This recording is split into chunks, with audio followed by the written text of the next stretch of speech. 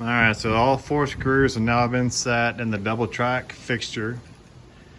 And what I used as a check to ensure that the screws were actually flush was just a piece of 83 rail. And the rail set it in here in your fixture.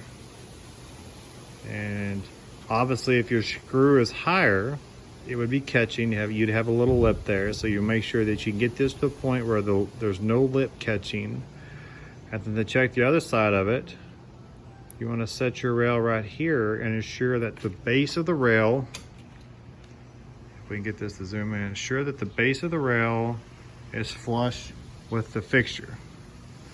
We'll exaggerate here, but you get your loop on, your jeweler's loop, your Optivisor, whatever you have.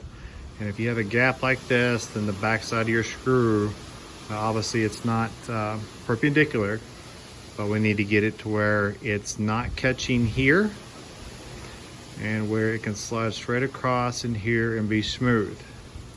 And then once our rail is installed, a few steps later, we will have a piece of rail that is parallel to our fixture and is ready to be soldered in place right here.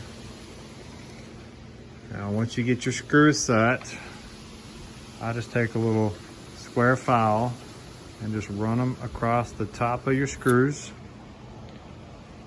Clean them up a little bit, just make sure you have no burrs. And I could also work to clean up the metal right before we solder. So the next step, obviously we need a base for the remainder of the track that's going to be installed. So I'm going to cut some pieces of cork to go here.